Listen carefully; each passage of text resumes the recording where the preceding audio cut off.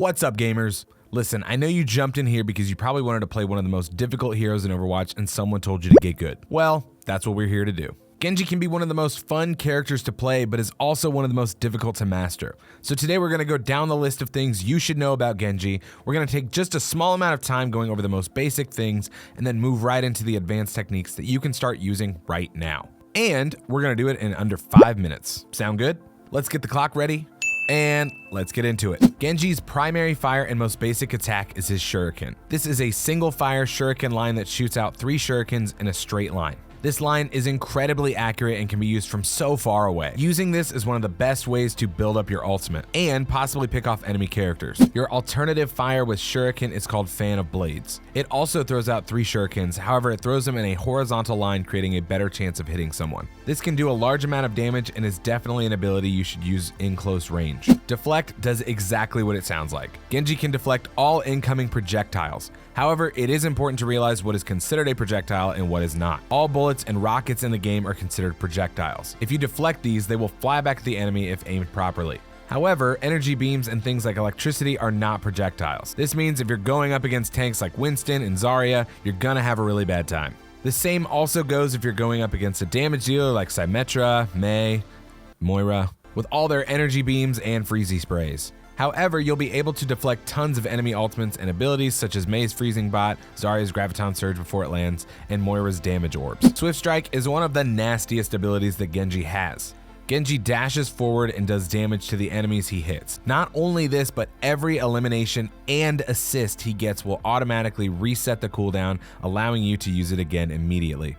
And we'll get into how to utilize this here in just a minute. Cyber Agility is Genji's passive and it allows him to wall climb and double jump. While Hanzo and Kiriko also have wall climbs, Genji has a double jump ability as well that's incredibly useful. It's kind of interesting that the only heroes with wall climb are all Japanese. Dragon Strike is Genji's ultimate and it's basically just getting out your katana and going ham for about 6 seconds. This can be an incredibly powerful attack, especially if you get boosted by an Ana or get some damage buffs from a Mercy while using it. It's also important to know that if your Swift Strike is on cooldown, it will reset when you activate your ultimate. It also reloads all of your shurikens as well. One of the best tips is Genji is also one that's kind of the hardest to get in the habit of, but it will exponentially increase your abilities with him and will get you to rack up the kill count with ease. Whenever you go to do anything, whether that's deflect, swift strike, melee, literally anything, always make sure you right click before and use your Fan of Blades. This will cause you to do extra damage and will increase your chances of getting the kill, especially if you right click right before going into swift strike.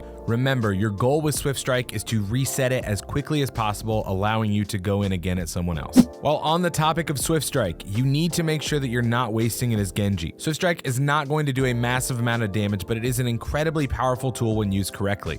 Again, this is why remembering to use Fan of Blades immediately before going in for the strike is important. Getting the Swift Strike reload is absolutely crucial to playing Genji. The only other time you want to use your Swift Strike without confirmation of a kill is when you're pairing it with a strike in a 180-degree melee. This is one of the most difficult things to do as Genji, but if you can get it right, it will pay off quite a bit. If you dash through an enemy and spin around 180 degrees, you can then use your Fan of Blades and animation cancel with your melee like we talked about. This is something you may want to practice in the firing range, but if you can pull this off, you'll easily reset your Swift Strike, get the kill, and become more dangerous than anyone could possibly imagine. It's gonna take some time, but I believe in you. It's really important with Genji, and pretty much every other character, but it's worth restating, to keep an eye on some of the abilities that the enemy team has that can shut down the use of something like your ultimate. Your Dragon Blade only lasts about 6 seconds, and if a Zenyatta comes in and uses his ultimate, yours is pretty much useless. Also, someone like Baptiste using his Immortality Field will make it really rough for you to get your Swift Strike resets, and can leave you pretty much a sitting duck.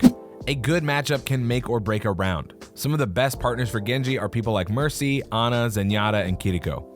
These are the healers that have the best range abilities and don't require super great aim when you're jumping around like crazy striking everyone. But don't be that guy who demands a Mercy follow you around everywhere. That's not cool. Nobody likes that guy. Heroes like Roadhog will be your undoing. If he gets his hook off on you, it's incredibly difficult to recover from and you likely won't be able to tackle him yourself anyway. Torbjorn's turrets can also prove worrisome for Genji players with their lock-on functions, as Genji's health pool isn't relatively strong. Was that under 5 minutes? I don't know, I guess we'll see in the editing. I hope this guide was simple enough for you to follow. It's stuff you can start implementing right now. If this was helpful, please leave a like, consider subscribing, and check this out for more helpful guides.